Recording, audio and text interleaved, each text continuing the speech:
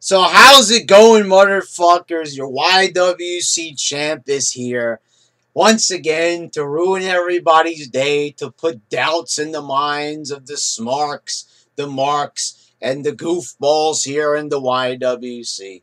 So, I like Matt Hardy. I praised him in my Raw review. I talked a little bit about, the little teaser there after the Bray Wyatt match. Matt, we witnessing a breakdown of Matt Hardy, Michael Cole exclaims. And, Matt's in the corner spazzing out, doing the delete thing, and people in the crowd are doing delete with him.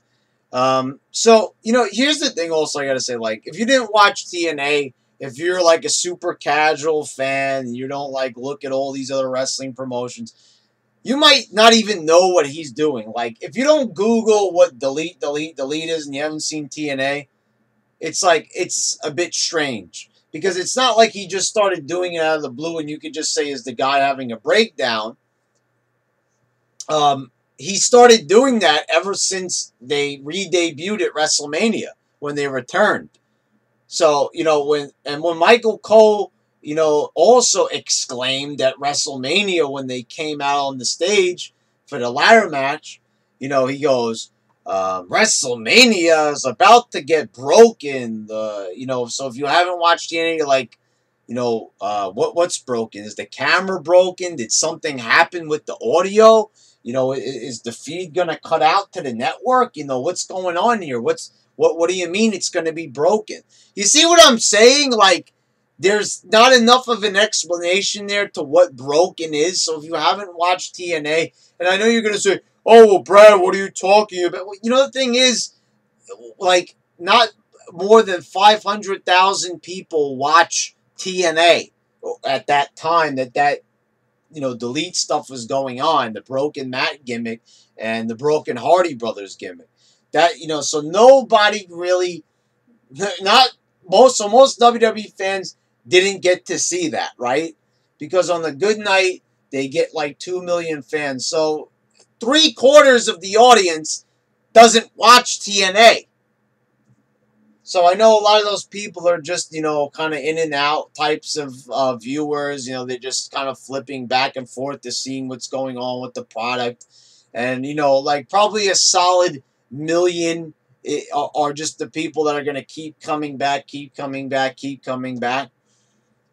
Okay, so with that in mind, it's like, you're doing a very bad job of explaining what this broken thing means. So unless you Google it or you watch TNA, you're not going to know what's going on. So anyway, they bring these two guys back.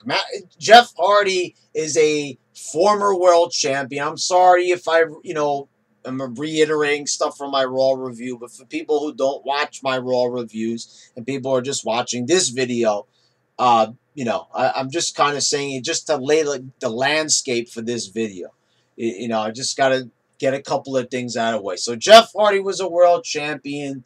He was in the ring with CM Punk and Triple H and all these people. And he has the accolades of being a world champion. He won the World Heavyweight title a few times, the WWE Championship. So seeing him come back and set his sights on just a world title and for one night a tag title and for one night only an intercontinental title, it seems a bit silly to me. Like, it doesn't make sense. Like, you're Roman Reigns. You've already won the world title 3 times.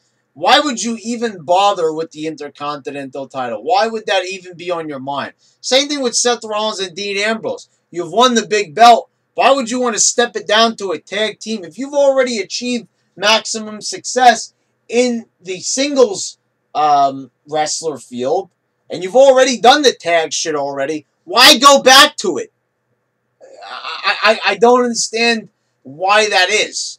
Why would you take a big, step backwards, like a overwhelmingly big step backwards?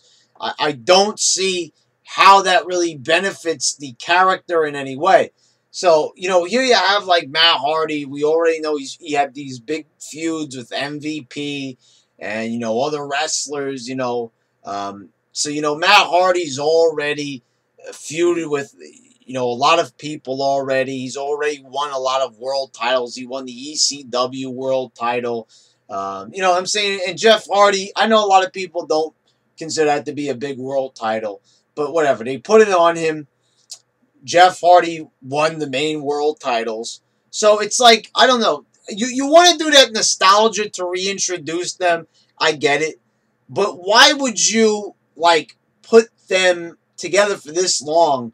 And it's like they're not even doing anything. I see they're losing to Gallows and Anderson, who are just advertising products on the fucking infomercial that they're doing on Raw.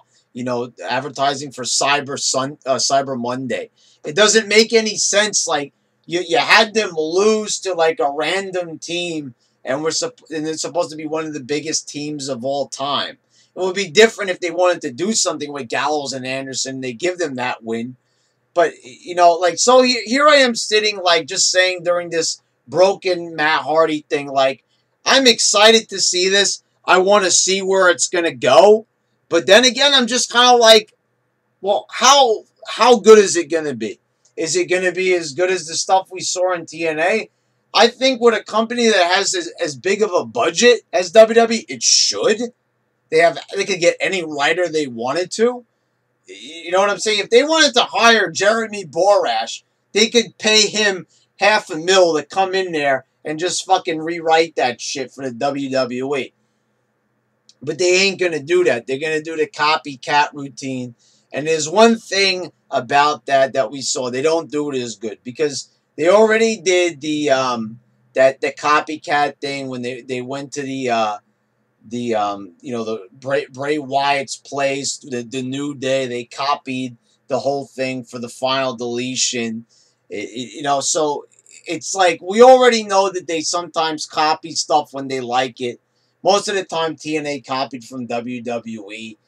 But the thing is, it's like I don't think it's going to be as good because you don't have very intelligent people like Billy Corgan and Jeremy Borash working creative to make that type of segment work. Because you saw that where their efforts were concentrated on that particular segment, and you saw how the rest of the TNA show was just normal garbage. You saw that there was a clear distinction of, what Jeremy Borash was writing for the show. On that section, that it was clearly better than anything else on the show, like leaps and bounds above it. So now you're gonna give this to the WWE and they're gonna put their own spin on it.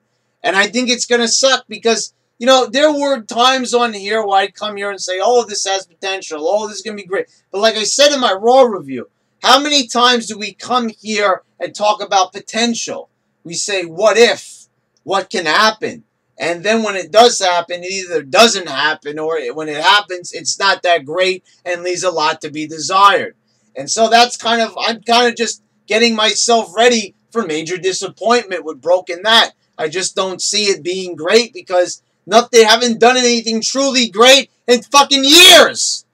So why am I going to get excited over a segment that really doesn't seem to be that promising because it's happening in the WWE and they're not doing so great right now. And, like once in a while, they'll hit on something that's interesting. And I hope I'm wrong, but I am just saying they've already lost sight of the Hardy Boys. From the time they've come to, they come back at WrestleMania, they gave them the tag belts, but then they really did nothing with them.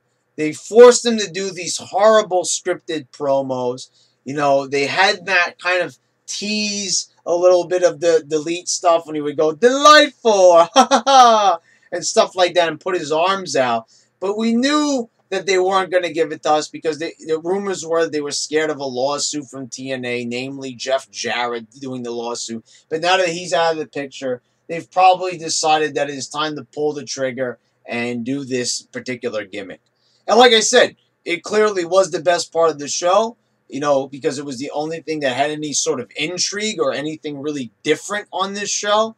You could say the highlight of Raw was Braun Strowman hitting Kane in the throat with the chair, but we already saw Kane do that to him last week.